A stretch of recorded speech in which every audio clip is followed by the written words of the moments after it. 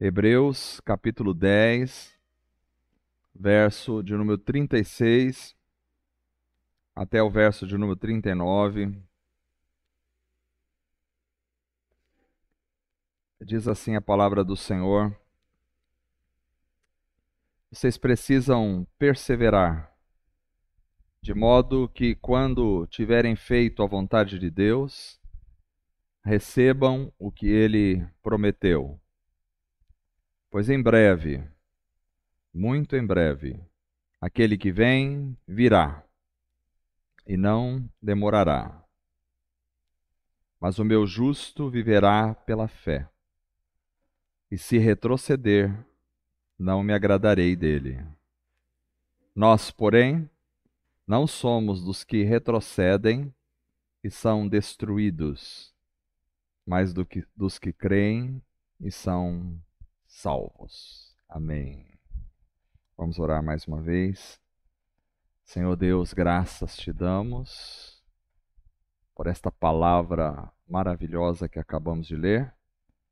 Que essa palavra seja luz para os nossos caminhos e lâmpada para os nossos pés.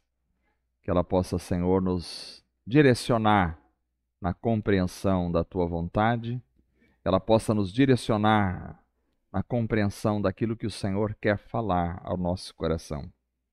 Estamos aqui, ó Senhor, para ouvir a tua palavra, louvar o teu nome, estar em comunhão uns com os outros, expressando o teu amor na edificação da igreja. Abençoe a cada vida, graças te damos por tudo que já aconteceu aqui, até agora, e por tudo que ainda há de acontecer. Que toda honra, toda glória e todo louvor sejam dados somente ao Senhor Jesus. Em nome de Jesus. Amém. Eu achei assim muito interessante o fato de que surgiu esse tema no coração dos irmãos para o retiro. O ruim de ficar com esse microfone aqui agora, nesse momento, é que quando tem o púlpito, a gente bota a mão em cima do púlpito. Tem onde colocar a mão. Agora que esse negócio aqui, se eu colocar a mão, ele vai cair. Então não tem onde colocar a mão. Se eu colocar no bolso, fica feio. Se colocar para cima, então não sei onde colocar a mão. Mas beleza. Então achei interessantíssimo essa surgir no coração dos irmãos. E quando a gente vai fazer os retiros, e o Vanderlei está passando com pizza ali, qualquer tentativa de pressão em relação à mensagem está amarrada em nome do Senhor. Então, e aí...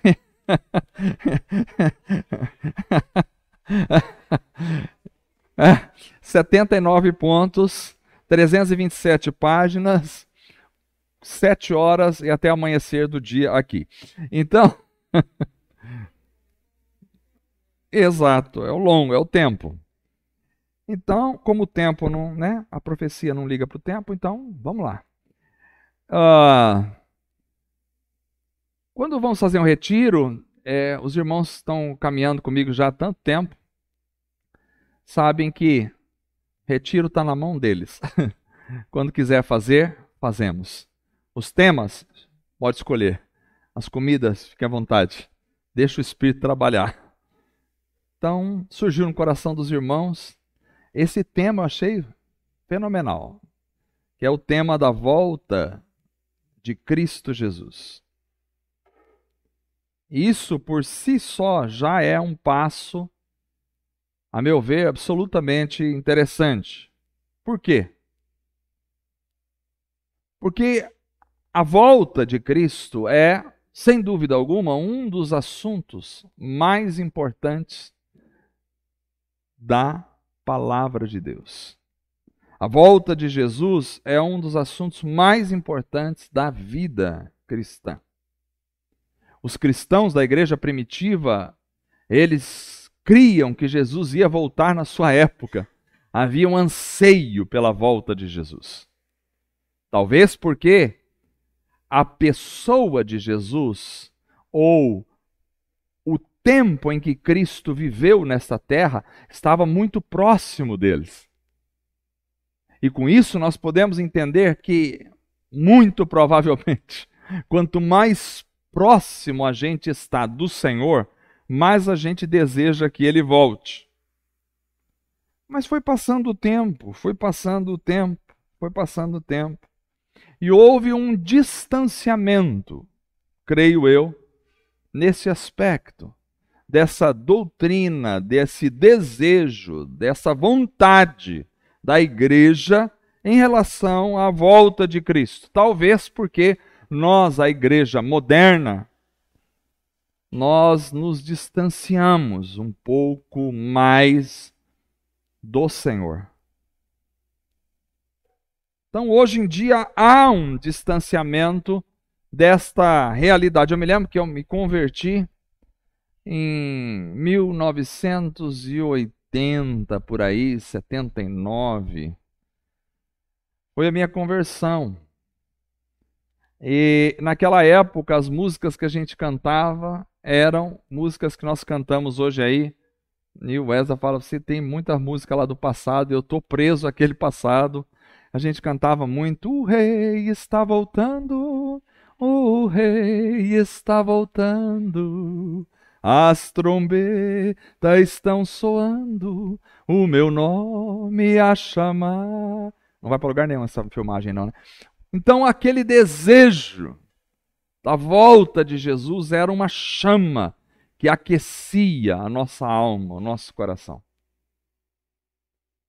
Foi passando o tempo e músicas tão boas quanto essas foram se apagando no nosso meio.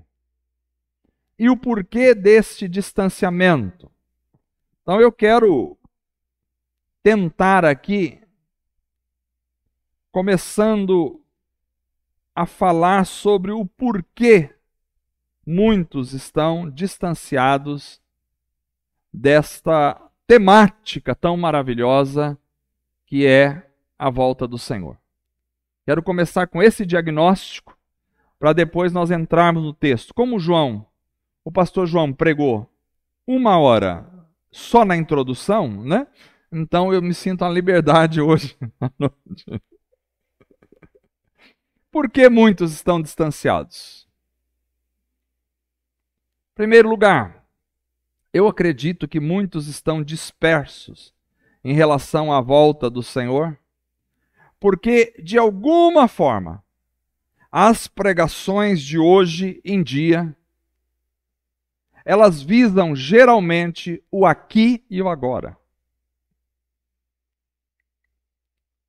Você pode olhar na internet, a maioria das pregações que estão se falando, pouquíssimos são os pregadores que estão falando sobre a volta do Senhor. Talvez com esse momento histórico em que a gente está vivendo aí do conflito Israel-Hamas, reacendeu um pouquinho essas mensagens com fundo de Apocalipse. Mas elas, pela própria história e experiência no mundo cristão que eu tenho vivido, me parece que essas mensagens elas ressurgem rapidamente, mas elas se apagam rapidamente da história. Por exemplo, quando nós íamos fazer a virada do ano, de 1999 para o ano 2000, a virada do ano, o pessoal falava do bug do milênio, o pessoal falava de um monte de coisa, e aí vinham, está escrito na Bíblia, 1000 chegará, 2000 não passará, tal, e ficava aquela situação toda, e aí não tinha nada a ver com a Bíblia, isso aí foi Nostradamus que jogou essa profetada no ar aí, e o pessoal então se apegava. E aí começava a surgir mensagens sobre arrebatamento, volta de Jesus. Mas passou 2000, 2001, 2002, de novo. Hoje em dia, fazendo um diagnóstico, a maioria das pregações que a gente ouve, os pregadores estão falando só sobre os problemas de aqui e agora. Não se fala sobre a volta de Jesus em geral. As pessoas só ouvem de forma geral, mensagens do tipo, como você vai ficar rico? Como você vai ganhar dinheiro? Como você vai atingir os seus sonhos? Porque Deus tem um sonho para você. E Deus quer realizar o teu sonho de vida. E Deus vai te abençoar. E Deus vai te dar. E Deus vai te prosperar. E Deus vai te ajudar. E Deus vai te encaminhar.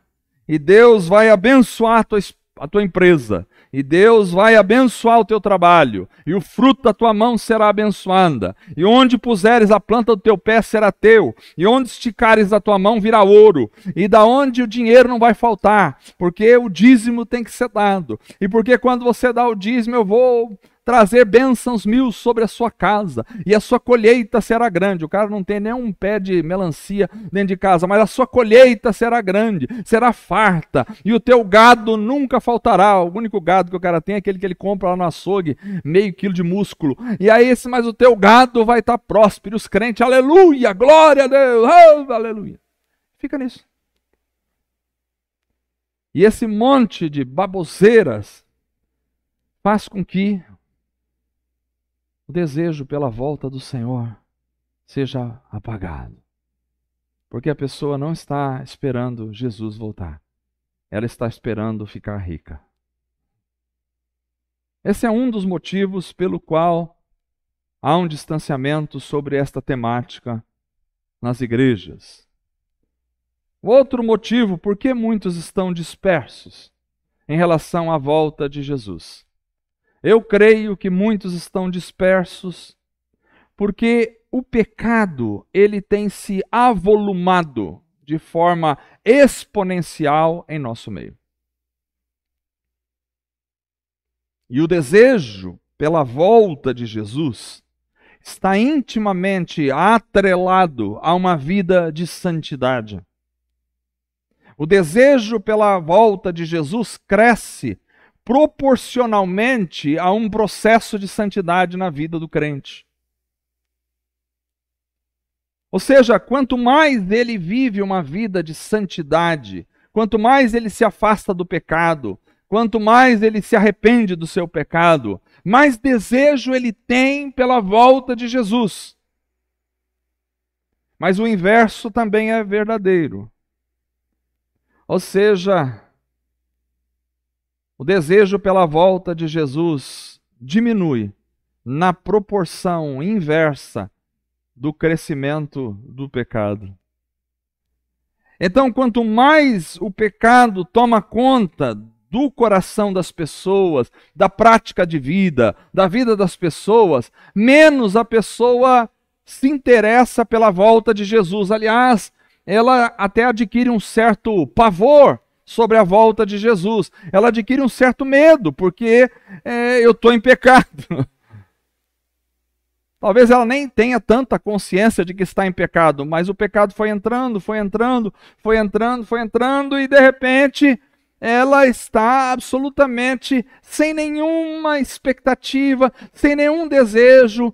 E aí quando você conversa com uma pessoa e começa a perceber, vai falar, não, Jesus está às portas. E ela diz, não, Jesus vai demorar.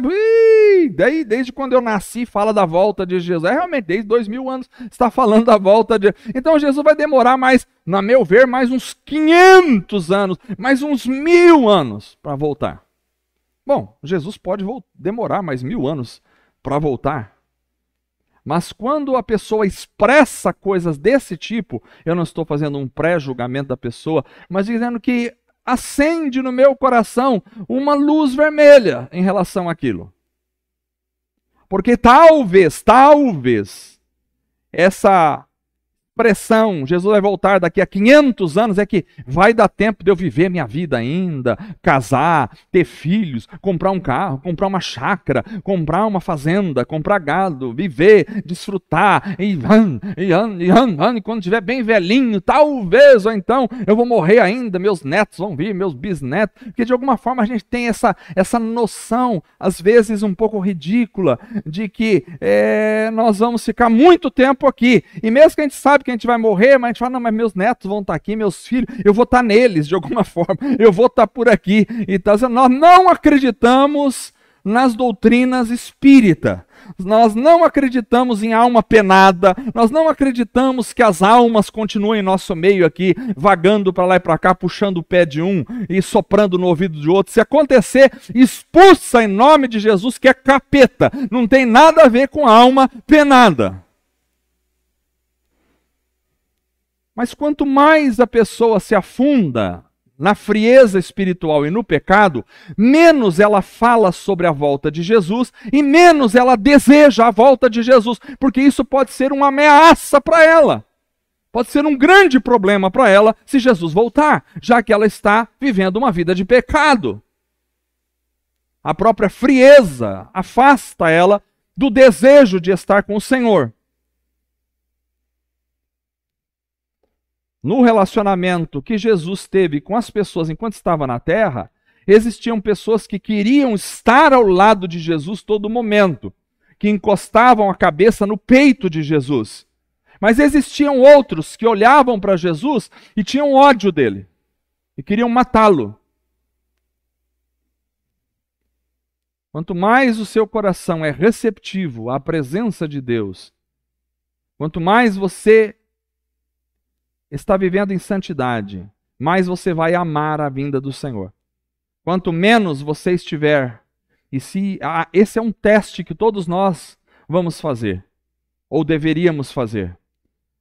Dizer para nós mesmos, fazer uma pergunta: eu tenho desejo pela volta do Senhor. Eu tenho vontade que o Senhor volte hoje. Se eu disser assim, eu precisava fazer ainda umas coisas, alguma coisa já está errada. Porque o cristão verdadeiro, ele diz toda hora: Maranata, Maranata, ora vem, Senhor Jesus.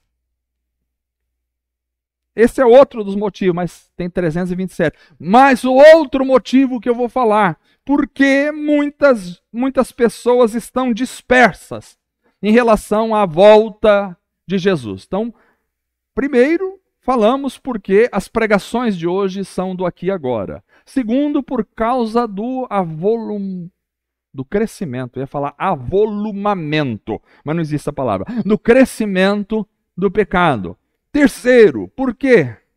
Muitos estão dispersos, creio eu, porque as pessoas mudaram a perspectiva do que significa ser igreja. Em todos esses aspectos, tem uma tramóia do mal. Tem uma estratégia do diabo nessas coisas. Então, como o diabo enfrentou a igreja na época do ano 100, do ano 200, o diabo enfrentou a igreja cara a cara, com mortes, com perseguições, e ele não conseguiu êxito, porque morria um, se convertia 100, ele mudou a estratégia. E ele vem estudando isso com a igreja há 2000 anos. Se é alguém que está estudando a estratégia para destruir a igreja, é o diabo. E eu entendo que ele conseguiu uma estratégia muito perniciosa, que é a estratégia de, se você não pode contra ela, mude o conceito do que é ela, e ela vai se perder. Muitos mudaram a perspectiva do que significa ser igreja. Se eu perguntasse para você o que é ser igreja, o que você responderia? Não precisa responder aqui, responde na sua mente. Igreja, hoje, para muita gente, é um lugar de ocupação, de se ocupar. Mas eu ficar lá em casa sem fazer nada, eu preciso me ocupar com alguma coisa, ocupar minha cabeça. Então, igreja é um lugar de ocupação.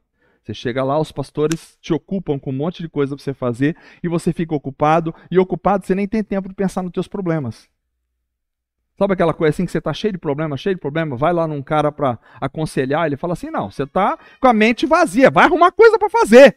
Vai carpir um quintal, vai fazer isso, vai fazer aquilo. Aí quando você se ocupa, você esquece dos seus problemas. Então a igreja se tornou um lugar para muitas pessoas de ocupação, onde ela vai para... Não que na igreja não tenha ocupações, mas a igreja se tornou para muita gente um lugar de ocupação, onde ela vai para esquecer os seus problemas. Para outros, a igreja se tornou um lugar de ativismo, onde ela vai para ser inserida num monte de atividade. Não que a igreja não tenha as suas atividades.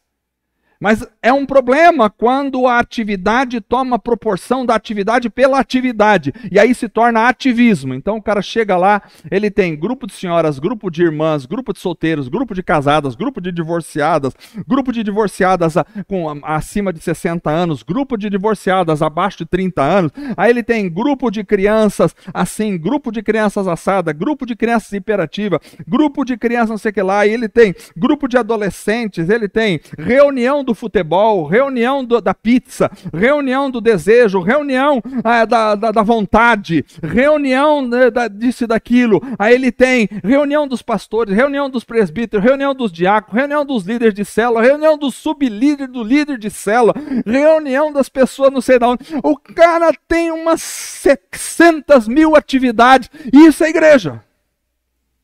Aí ele entra naquele ativismo todo e ele não tem tempo para nada. A máquina funciona como uma grande empresa, e quanto maior, mais fácil de fazer isso. É uma grande empresa, uma máquina funcionando com milhares de funcionários, e a coisa vai movimentando. E quem não produz fora, e a coisa vai indo. E o cara entra lá e ele se sente como se estivesse fazendo a obra de Deus. Ele se sente assim, estou sendo usado pelo Espírito Santo. Por quê? Porque eu tenho 328.426 compromissos no mês. Meu Deus.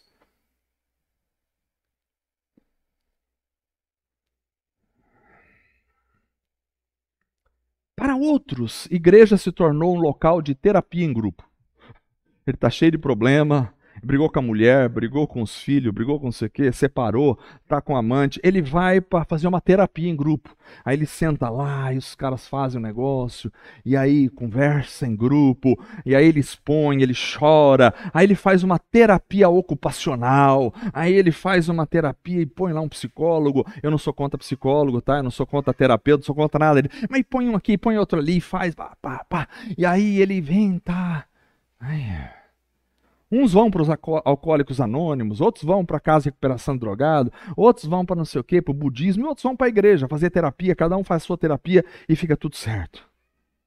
Larguei o fumo, larguei as drogas, larguei a bebida, porque comecei a fazer uma terapia em grupo.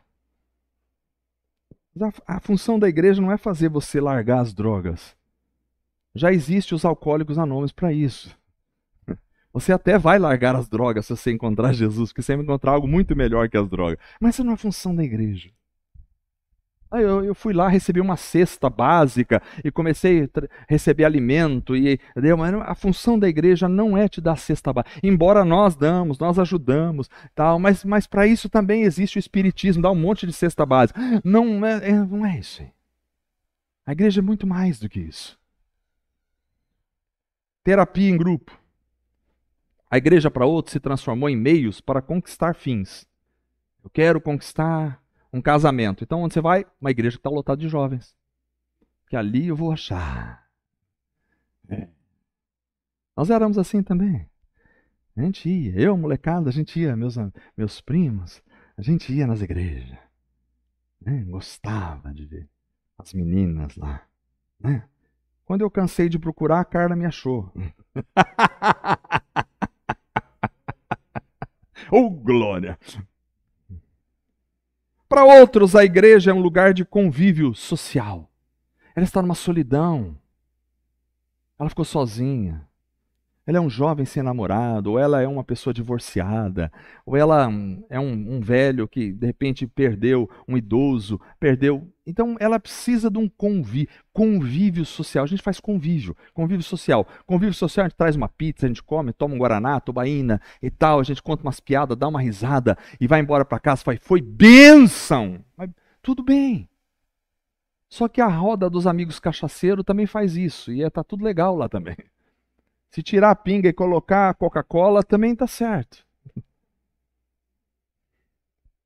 Para outros, a igreja é um lugar de shows e espetáculos. Como o show está cada vez mais caro, o dinheiro está cada vez menor, a gente ir num show, tem gente que vai no show, fica 3, 4 dias na fila, morre depois, dá uma parada cardíaca, fica sem água e tal, e precisa toda uma confusão e tal. Então, o que a gente faz? A gente traz o show para dentro da igreja.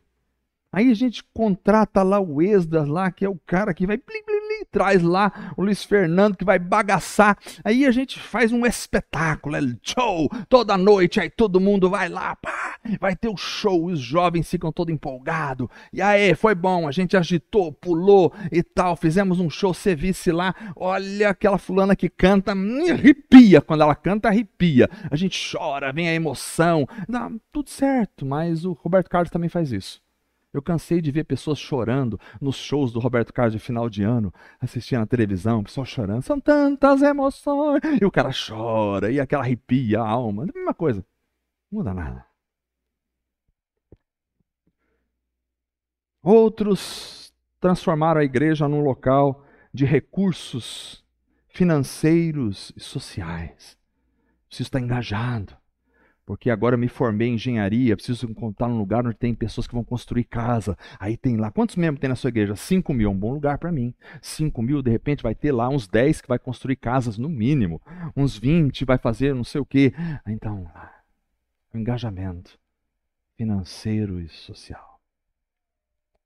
Transformamos a igreja numa outra coisa que Jesus nunca planejou para a igreja. As trevas batem palmas e nós perdemos a luz do Espírito. Por que muitos não têm interesse na volta de Jesus? Porque o show aqui precisa continuar. Por que muitos estão dispersos em relação à volta de Jesus? Porque, de alguma forma, o João gosta desse tema, a Bíblia tem se tornado um objeto relativizado. Entraram os teólogos liberais de plantão. Pessoas que antes eu acompanhei, que foram pessoas fundamentais na minha consciência cristã, na minha teologia, hoje eu olho para essas pessoas com vergonha de mim e deles. Pessoas que já não creem mais na Bíblia, pessoas que já não creem mais em milagres, são líderes famosos que estão na mídia, que têm seus seguidores, e essas pessoas vão lá para frente e elas falam em nome de Deus, e elas falam que não é assim, que nós interpretamos tudo errado, e que Jesus não andou sobre as águas, e que Jesus não ressuscitou Lázaro, e que Jesus não ressuscitou o terceiro, e fala um monte de baboseira, e todo mundo fica lá, nossa, que cara intelectual. Eu fui para a universidade para o mestrado, e eu percebi essa malignidade, não é em todos os mestrados, no seu é diferente, mas eu percebi a malignidade nas perspectivas teológicas no mestrado. Sabe qual é a malignidade? A malignidade é, seja polêmico, incrédulo e liberal, que isso é sinônimo de intelectualidade.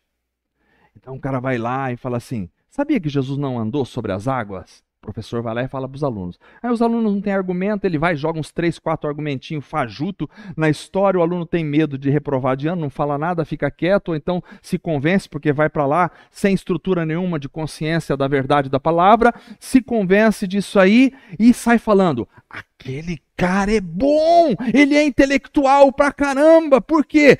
Porque ele fala que Jesus não andou sobre as águas. Para o cara ter falado isso, ele tem que ter estudado muito. Só não sei aonde ele estudou, talvez nos porões do Hades, mas de alguma forma ele tirou essas ideias. Eu me lembro que no meio do mestrado, às vezes, se você falasse, se você chegasse, vai ter alguma coisa, se você se aparentasse ali com uma Bíblia, João Ferreira de Almeida, fracassado, crentão, bobão, sabe de nada. Mas os crentes, eles gostavam de aparecer com a Bíblia de Jerusalém, que era a Bíblia católica. Esse é inteligente. Por quê? Porque está usando a Bíblia católica. Não que a Bíblia de Jerusalém seja ruim, eu acho que a tradução, né, de 2000 para cá é muito boa. Aliás, mas na minha dissertação, quando eu fui citar a Bíblia, tinha que ser citado da Bíblia de Jerusalém, não podia ser João Ferreira de Almeida. Porque a João Ferreira de Almeida é intelectualidade baixa. Mas a Bíblia de Jerusalém, a Bíblia católica, aí dá um ar de intelectualidade. Liberais fizeram da Bíblia um livro de conto de fadas, e isso vai produzindo um distanciamento do Espírito Santo. Você pergunta por que que as pessoas não têm desejo, não falam sobre a volta de Jesus? Você acha que um liberal que não acredita nem que Jesus ressuscitou Lázaro, que não acredita que Jesus nasceu de uma virgem, você acha que esse liberal está esperando a volta de Jesus? Aliás, muitos pastores estão pregando: Jesus nunca voltará. É interessante. Um homem escreveu um livro em 1946 e colocou um título no capítulo do seu livro dizendo: Israel nunca voltará a ser uma nação. Porque já fazia quase 2000 anos que Israel estava na diáspora, disperso. Como um povo depois de 2000 anos vai voltar? Ele escreveu, 1946 ele publicou o livro, Israel nunca será uma nação novamente. 1948 Israel era uma nação novamente. Você pode pensar que Jesus não vai voltar, mas ele vai voltar. Por que que muitos deixaram o desejo pela volta de Jesus se apagar? Porque a oração e a verdadeira comunhão têm sido negligenciados. Os crentes de antigamente oravam. As pessoas podem criticar o quanto for os movimentos pentecostais, e eu vou aqui puxar para o lado dos pentecostais mesmo. Eles podem criticar o quanto for os movimentos da Rua Azusa, mas eu vou te dizer uma coisa. Na Rua Azusa, os irmãos oravam. E não oravam 5 minutos, 10 minutos. Os irmãos passavam dias de oração.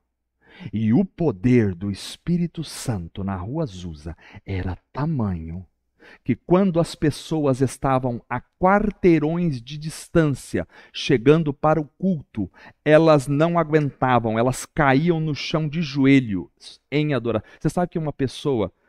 Será que isso acontece na nossa igreja? A pessoa está indo para o culto, de repente você encontra o irmão ajoelhado, chorando no meio da rua, lá 3 quarteirões antes de chegar no local de reunião da igreja. É por quê? Eu não estou aguentando o poder do Espírito Santo. Eu não quero nem saber o que esses teólogos de plantão, fajutas, falam sobre o avivamento da Rua Azusa. Foi uma obra de Deus em que as pessoas têm um livro só sobre os milagres que aconteceram de Deus neste avivamento da Rua Azusa. Pessoas foram transformadas, curadas. Pessoas foram mudadas e o poder era tanto que as pessoas não conseguiam nem chegar no local de reunião. Elas caíam de joelhos no meio do caminho chorando e buscando a Deus. No avivamento que aconteceu de Charles Finney nos Estados Unidos, os navios, antes de atracar no porto, quando estavam a quilômetros de distância do porto dos Estados Unidos, as pessoas começavam, sem saber o porquê, chorar dentro do navio, começavam a se converter, começavam a cair de joelhos em oração dentro do navio, porque o poder do Espírito era tamanho nas cidades que, de alguma forma, chegava até os mares. Hoje em dia, eu me lembro que quando me converti, a gente falava, vamos para o José Libano Filho fazer vigília? Vamos! E as vigílias eram assim, o pastor Zé Augusto ajoelhava para orar, e nós adolescentes. Pegava uma sala de aula lá, ele ajoelhava para orar, ele começava a orar.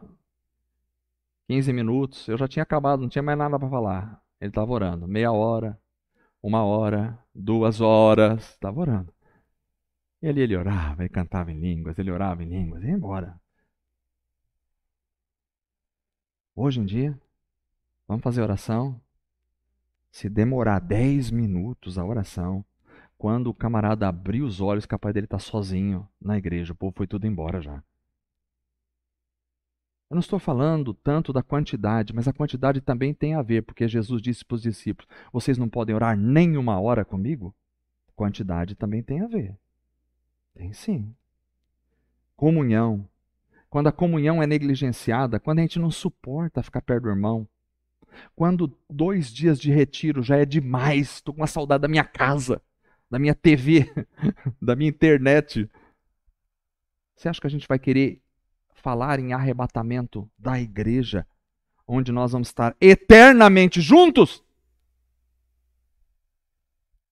Sem comunhão, sem oração, sem desejo da volta de Jesus.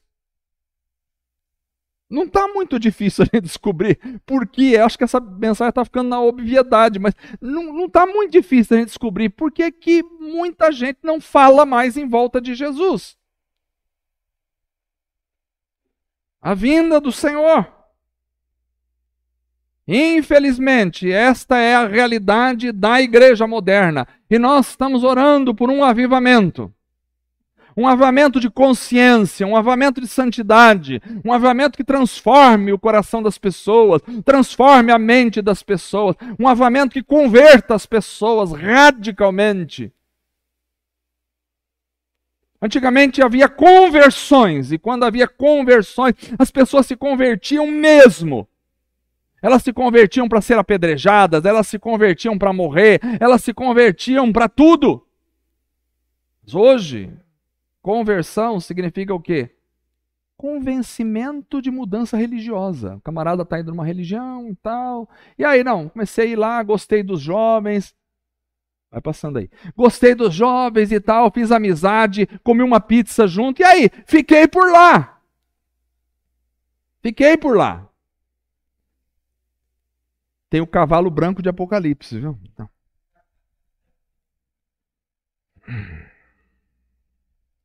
Então, estes são alguns, e ainda há outros, talvez poderíamos falar aqui a noite inteira, de motivos pelos quais se negligencia a volta do Senhor. Mas eu quero dizer uma coisa para vocês essa noite com toda a certeza.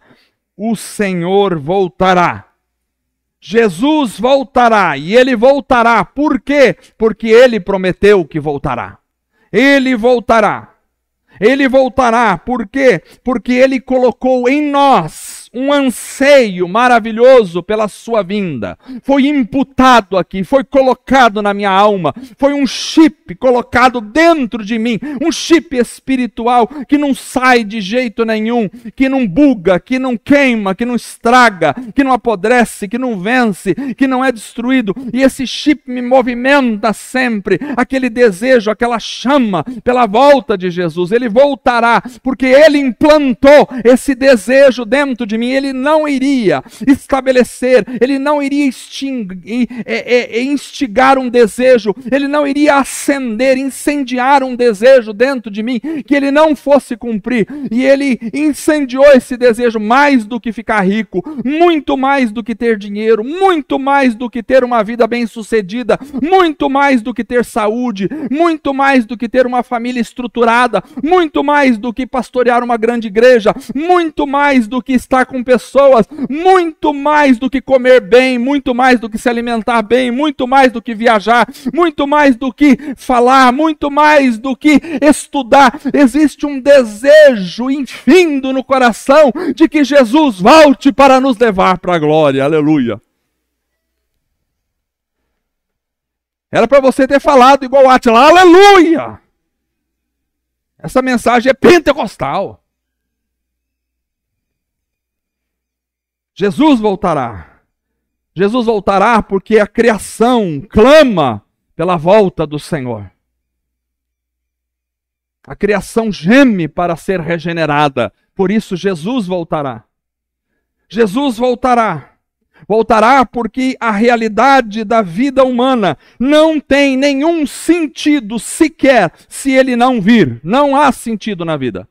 Não há sentido se Jesus não vir nos buscar. Não há. Viver aqui, você pode ter a vida mais significativa que você achar. Você pode viajar o mundo inteiro, você pode comprar casas, você pode ter carro, você pode ter luxo, você pode ter mulheres, você pode ter a vida que você sempre quis, você pode se alimentar das melhores comidas, mas não há um mínimo sentido em tudo isso, porque tudo passa, tudo passa. Nós comemos um bom peixe de manhã, mas agora já não faz o menor sentido se tivéssemos comido arroz, feijão e ovo de manhã, ou se comemos aquele peixe tão gostoso. Foi gostoso, mas já passou e tudo passa.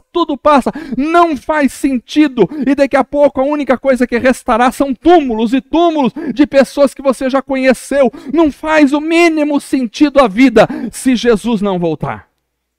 Ele voltará. Porque se ele não voltar, a vida não tem sentido. Nós fomos feitos para ele. Nós fomos feitos para viver com ele. Nós somos dele, por ele e para ele. E sem ele não há sentido na nossa vida.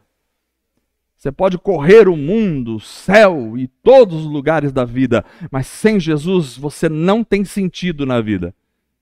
É por isso que as pessoas se suicidam, é por isso que as pessoas correm o tempo todo atrás do vazio, procurando um sentido, porque se ela não encontrou Jesus, ela não encontrou o sentido na vida. E quando você encontra Jesus, meu irmão, não há nada que apague em você o fogo da vontade de estar perto de Jesus. Não há nada. Você quer estar com ele, você quer que ele venha, você quer vê-lo. Não há nada que substitua isso. Nós fomos feitos por ele e para ele. É para isso que fomos feitos. Então ele vai voltar por causa disso. Ele vai voltar porque não há uma chama em meio à igreja que não conduza realmente para isso. Não há sequer nada na igreja verdadeira que não possa conduzir para Cristo. Ou seja, a verdadeira igreja, ela clama pela volta de Jesus, ela busca a volta de Jesus, ela espera Jesus.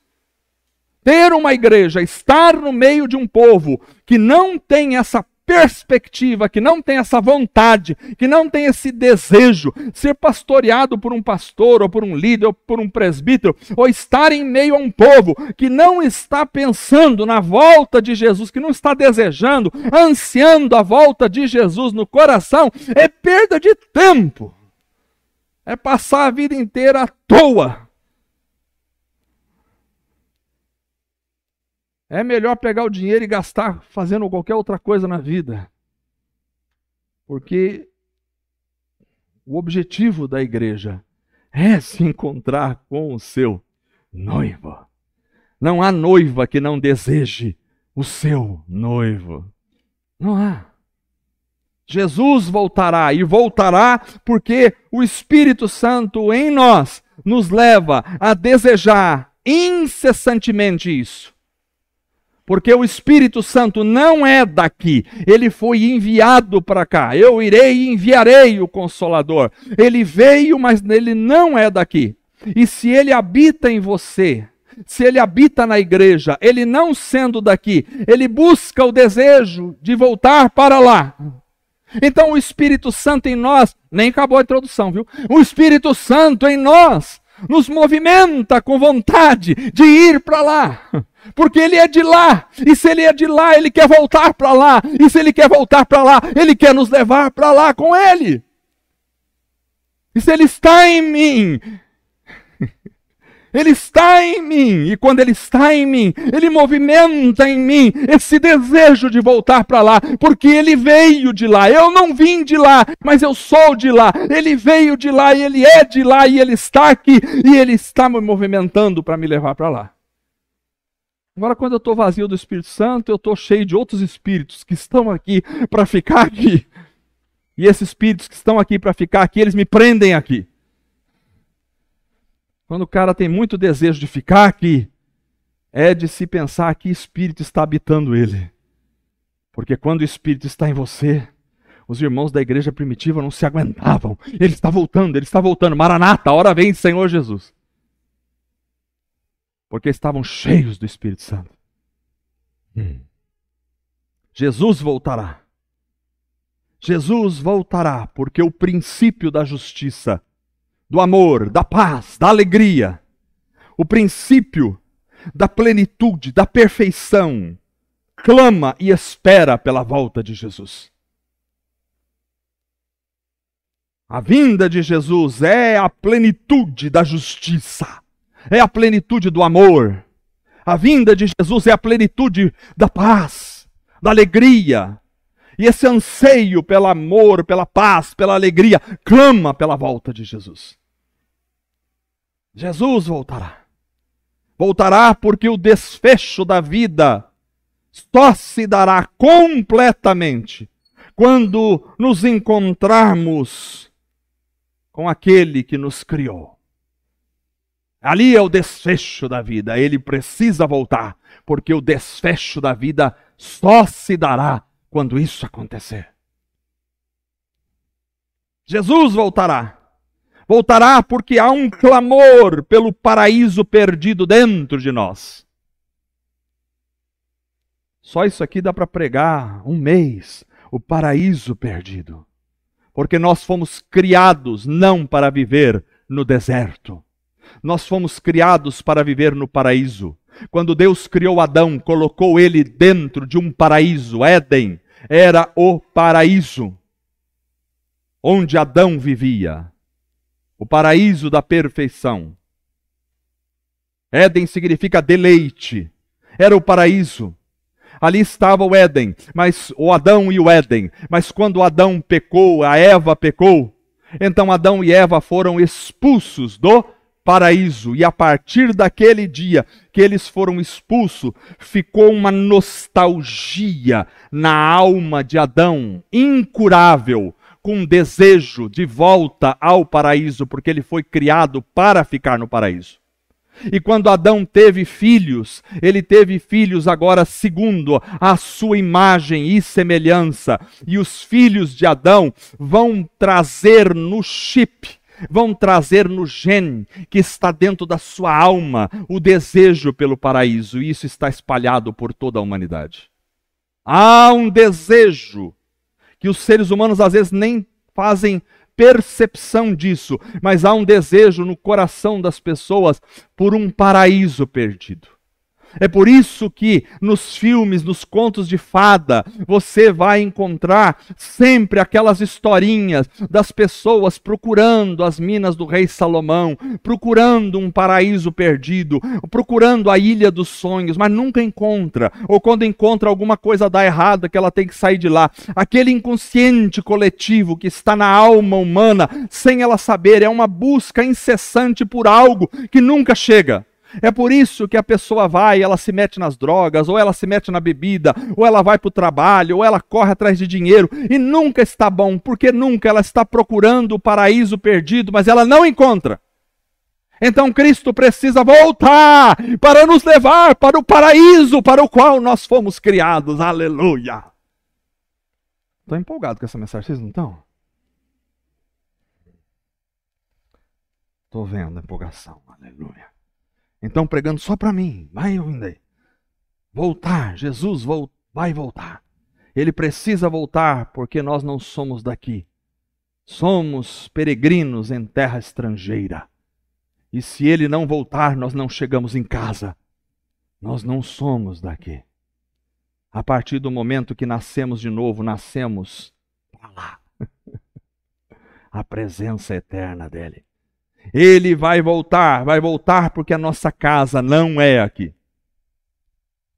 Eu já li ontem, na sexta-feira, aquele texto que nós buscamos, não temos cidade aqui permanente, porque buscamos a cidade. Cidade é a nossa casa eterna. Jesus voltará porque voltaremos para casa. Aleluia. Acabou a introdução. Mas o texto hoje, então, fala sobre a realidade de entendermos e termos uma compreensão sobre este momento glorioso que é a volta de Cristo para buscar a sua igreja. Neste texto que nós lemos, vemos aqui a brevidade e a repentinidade da volta do Senhor como um fato. Veja que nós lemos no verso de número 36, o escritor de Hebreus dizendo, pois em breve, hein?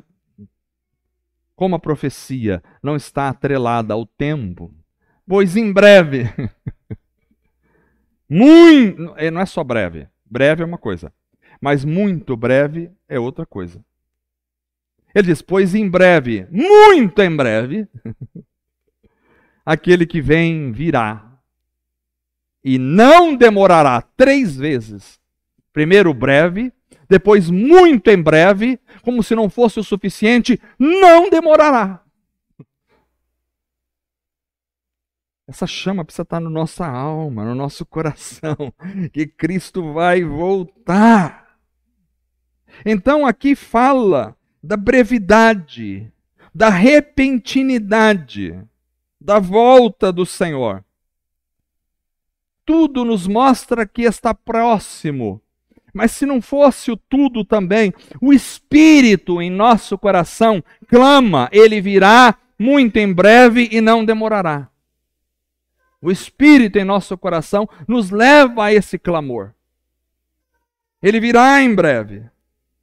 Profecias estão se cumprindo. E fantasticamente, as últimas profecias, a meu ver, que se cumpriram, foram o restabelecimento do Estado de Israel no século XX, em 1948. Ninguém acreditava que Israel se restabeleceria como uma nação, mas era preciso que Israel retomasse a sua pátria. Por quê? Porque o texto de Daniel, assim como o texto de Apocalipse, fala da vinda do anticristo, que firmará um pacto com as nações e com o povo de Israel por 7 anos. E romperá esse pacto na metade dos 7 anos. E não teria como o anticristo fazer um pacto com a nação de Israel se Israel não tivesse uma nação. Então precisava de haver uma nação. E ao contrário de tudo o que as nações fizeram, e ao contrário do desejo dos árabes, dos islâmicos, dos muçulmanos, ao contrário do desejo dos palestinos, ao contrário do desejo dos terroristas, Israel retomou a pátria em 1948 e hoje nós temos uma nação de Israel forte, preparada e que está à beira de fazer um pacto com aquele que eles vão pensar ser o Messias, mas que depois se revelará completamente maligno. Então as profecias apontam para o fim próximo. Jesus virá, mas virá repentinamente. Breve, muito em breve, e não demorará. Segundo, esse texto fala que a volta do Senhor exige perseverança. Perseverança na mensagem com cheiro de pizza. Perseverança. O verso 36 diz: vocês precisam perseverar, de modo que, quando tiverem feito a vontade do Senhor, recebam o que Ele prometeu. Perseverança. Perseverança é uma temática que perpassa por todo o Novo Testamento. Aquele que perseverar até o fim será salvo. A perseverança é algo que Jesus ensinou aos seus discípulos. Perseverança na oração, perseverança no aguardo das profecias, perseverança na palavra, perseverança na santidade. Então, a perseverança, ou seja, permanecer, não sair daí, estar em, continuar firmes, é algo que todos nós precisamos. E a volta de Jesus exige perseverança. Nós vivemos num mundo que não persevera.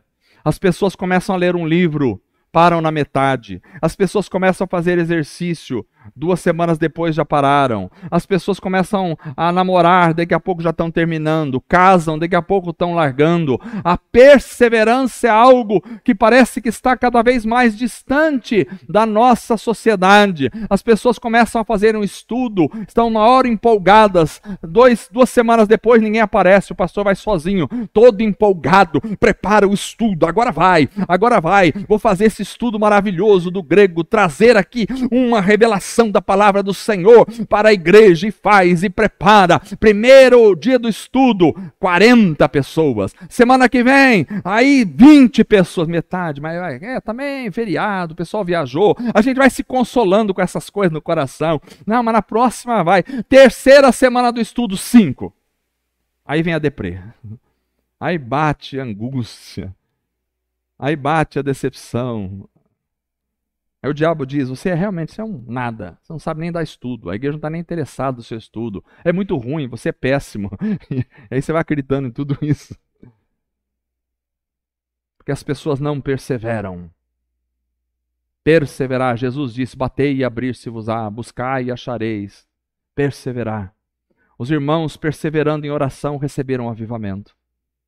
Existia muitos lugares na China que o avivamento não tinha chegado. Chegou em tal lugar, os irmãos não se conformavam, não, nós vamos orar. Nós vamos orar e nós queremos o avivamento aqui também. E começaram a orar, passaram anos orando até que o avivamento chegou. A perseverança, nós não podemos desistir. Jesus ensinou naquela parábola sobre a perseverança e diz, olha, aquele que foi bater lá no juiz, olha, eu preciso. E o outro que foi lá bater, olha, chegou uma pessoa aqui e preciso de uns pães. E Jesus ensinou toda hora sobre a perseverança, porque ele sabia que nós somos absolutamente inconstantes. Perseverança. Precisamos perseverar na palavra, precisamos perseverar no amor, precisamos perseverar na santidade, precisamos perseverar na busca pelo Senhor, precisamos perseverar na comunhão dos santos, precisamos perseverar na alegria de estar com o irmão, precisamos perseverar na maturidade espiritual, no crescimento espiritual, na vida de oração, na vida de busca do Senhor. Precisamos perseverar sem desanimar, sem deixar, sem parar, sem olhar para trás, sem voltar, sem olhar de lado. Perseverar é a palavra para nós. Mas e aí, eu tenho vontade de desistir? Sim! Às vezes vem a vontade. Às vezes vem a vontade de largar tudo, chutar o pau da barraca, meter o pé na bola, sair correndo, sumir. Ah, tem essa vontade, você tem, eu também tenho. Mas quando vem essa vontade, eu falo, mas eu preciso perseverar, porque Cristo vai voltar, aleluia. Esse texto fala da perseverança. Perseverar, persistir, não desistir. Continuar apesar de. E o contrário da perseverança é o retrocesso, o abandono. E ele diz, mas o meu justo viverá pela fé. E se ele retroceder, não me agradarei dele. É óbvio que ele está falando aqui numa consciência judaica, onde os judeus que estavam pela lei agora iriam entender a vida pela fé, e eles não podiam retroceder para os aspectos da lei novamente, mas esse aspecto aqui também serve para todos nós. Não podemos retroceder, nós, porém, não somos dos que retrocedem, porque a destruição está no retrocesso. A igreja retrocedeu, estava tão bem, estava buscando, estava aguardando a volta de Jesus, e a prova disso é que as nossas canções têm tudo a ver com as nossas aspirações. Porque quando a gente canta sobre a volta de Jesus, é que a volta de Jesus está queimando na nossa alma. Mas quando a gente canta, aquele que te viu vai te ver lá de camarote, vai te assistir, você vai ganhar, você vai conquistar, você é um campeão, você é um vencedor. Quem canta isso aí? Retrocedeu. Nós precisamos avançar. A igreja avança e não retrocede, avança e não retrocede. Paulo diz, vocês estavam indo tão bem, quem iludiu vocês? Na minha mensagem não dá para dormir, porque eu dou uns gritos aqui, né? E vai o Pentecostes. Aí na aula é a mesma coisa. Quando eu via que alguém estava dormindo, eu batia na mesa e quebrava a mesa quase. E aí todo mundo acordava, mas tudo bem. Não pode retroceder. Mais 2 pontos, tá, Vanderlei? Este texto também mostra que a volta do Senhor exige que estejamos atentos à vontade do Senhor. A vontade do Senhor é o mais importante. A vontade do Senhor. O texto diz, vocês precisam perseverar. De modo que, quando tiverem feito a vontade de Deus, presta atenção, não é a sua vontade. O que você deseja, meu irmão? Deus está aqui e vai realizar o seu... Quem tem o dedo? Nós somos absolutamente desejantes. Desejamos as coisas, toda hora estamos desejando. Eu nunca vi um povo tão desejoso quanto o povo evangélico atual. Deseja toda hora. O que o cara deseja? Deseja os sonhos dele. E o que é os sonhos dele na maioria das vezes? Eu nunca vi alguém dizer assim, irmãos, eu tenho um sonho. O meu sonho é evangelizar na Somália e Deus vai realizar meu sonho. Nunca é assim. Meu sonho é evangelizar lá na faixa de Gaza e Deus vai realizar meu sonho. Não, não é assim. Qual é o teu sonho, meu irmão? Meu sonho é comprar um Cherokee. O meu sonho é um apartamento em Miami. Deus vai realizar meu sonho. Você acha mesmo que Deus está preocupado com a tua vontade de ter um apartamento em Miami? Para quê? A não ser que Deus tenha um plano com você em Miami. Para você evangelizar lá os americanos e chamar eles ao arrependimento. Mas caso contrário, para satisfazer a sua vontade, nós somos seres desejantes. Desejamos toda hora. E nunca está bom, sempre queremos mais. Desejamos comer uma comida boa e quando comemos já desejamos outra. Enquanto estamos comendo peixe, o jaú que a Shirley tão bondosamente doou para nós com alegria, e nem falamos isso, que Deus abençoe a vida da Shirley, que não está aqui agora, mas já receba a bênção lá. Então, que nós, enquanto estamos comendo o jaú, já estamos pensando, pois é, à noite tem a pizza. Somos sempre desejantes. Nunca está bom. Desejantes. Mas aqui fala da vontade, mas não é a minha vontade, é a vontade de Deus. É a vontade do Senhor, por isso que o Pai Nosso seja feita a tua vontade. Já saí daqui, tem que ficar aqui. Seja feita a tua vontade. Depois de ter feito a vontade de Deus, não é a minha vontade. Há uma alegria quando a minha vontade está ligada à vontade de Deus. Mas quando eu tenho uma vontade, Deus tem outra vontade.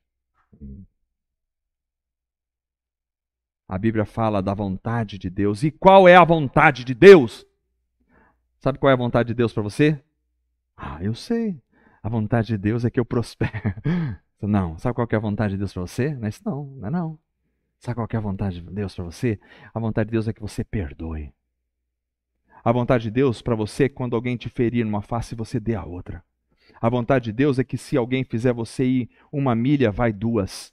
A vontade de Deus é que se alguém tomar a tua túnica, você dá também a capa para essa pessoa. A vontade de Deus é que se alguém fala mal de você, você fale bem dessa pessoa. A vontade de Deus é que você perdoe quando for ferido. A vontade de Deus é que você ame, mesmo quando o objeto do amor não é tão amável quanto deveria ser. A vontade de Deus é que você se sujeite aos irmãos em amor.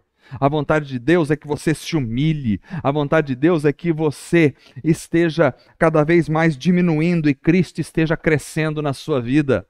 A vontade de Deus é que você respeite o teu irmão, respeite o teu próximo. A vontade de Deus é que você considere o outro. A vontade de Deus é que você ande em humildade diante do seu Deus. A vontade de Deus é que você se arrependa dos seus pecados. Essa é a vontade de Deus. Quando tiverem feito a vontade de Deus, então recebam o que Ele prometeu. Tem gente que quer que receber o que Deus prometeu antes de fazer a vontade de Deus. Primeiro eu recebo. Você não fica pensando em fazer a vontade de Deus lá no céu.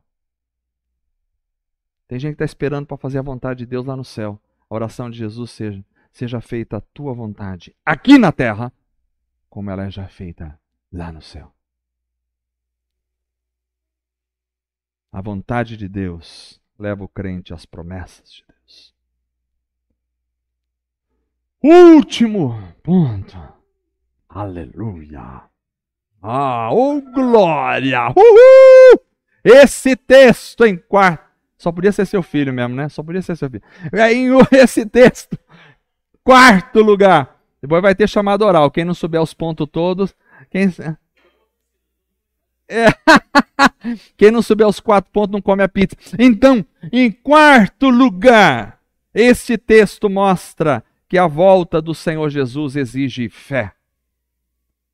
O verso 38 e 39 diz: mas o meu justo viverá pela fé. E se ele retroceder, não me agradarei dele. Nós, porém, não somos dos que retrocedem e são destruídos, mas dos que creem e são salvos. Fé e crer. O justo viverá pela fé. Preste atenção, você não vive pelas suas obras, você vive pela fé. Você não vive pelas coisas materiais, visíveis, você vive pelas coisas invisíveis. Você não vive de bajulações, você vive pela fé. Você não vive por vista, você vive pela fé. Meu justo viverá pela fé. Fé é enxergar o invisível. Fé é andar por aquilo que não se vê. Fé é amar aquilo que não se viu. Fé é obedecer àquele que nunca foi visto. É amar, é viver, é caminhar, é existir, é andar, é se movimentar. Tudo a partir daquilo que não pode ser visto. Porque nós nos apegamos àquilo que não pode ser visto. Nós buscamos aquilo que não pode ser visto. Porque o relacionamento com Deus é sempre pela fé. É pela fé que sois salvos, é pela fé que você agrada o coração de Deus, é pela fé que você se relaciona com Deus, é pela fé que você vê Deus, é pela fé que você sente Deus, é pela fé que você se alimenta de Deus, é pela fé que você vive com Deus, é pela fé que você aguarda Deus, é pela fé que você espera a volta de Jesus, é pela fé que você sabe que é perdoado, é pela fé que você sabe que é salvo, é pela fé que você sabe que você é tocado, é pela fé que você sabe que você foi transformado, é pela fé que a gente está aqui, é pela fé que a gente chegou até aqui, é pela fé que a gente está vivendo aqui, é pela fé que nós vamos sair daqui, é pela fé que vamos cultuar amanhã, é pela fé que cultuamos até hoje, é somente pela fé em Deus. O meu justo viverá pela fé, não pelas suas obras, não pela sua religião, não pelas suas conquistas, não por aquilo que você vê, não por nada a não ser pela sua fé. O que movimenta a minha vida tem que ser a fé. Ele viverá, porque sem fé você está morto. O justo viverá pela fé. Como é difícil viver pela fé. A gente quer viver pelas coisas que nos garantem. Estou ali, mas preciso de uma garantia. A nossa âncora é o trono de Deus. Você viu Deus? Não. Mas Paulo diz, nós já estamos assentados com Cristo nas regiões celestiais. Pela fé. Eu só posso ter a alegria da salvação se eu aprendi a viver pela fé. Você quer que Jesus volte hoje? Quero. Você vai ser arrebatado? Vou. Por quê? Porque eu creio no sacrifício da cruz e Ele me deu a salvação pelo seu amor. Então, eu vou subir pela fé. Mas você fez uma coisa errada. Eu vou subir pela fé. E quando o diabo lhe apresentar todos os pecados que você fez, faça igual Martinho Lutero. Diz a lenda que o diabo apareceu para Martinho Lutero com uma lista quilométrica e começou a citar todos os pecados dele. Depois de muitas horas citando os pecados, ele acabou. E Martinho Lutero disse, só isso? Ele disse, só. Ele disse, isso aí Jesus já me perdoou. Vai embora daqui. É pela fé. Não há vida se não tiver fé.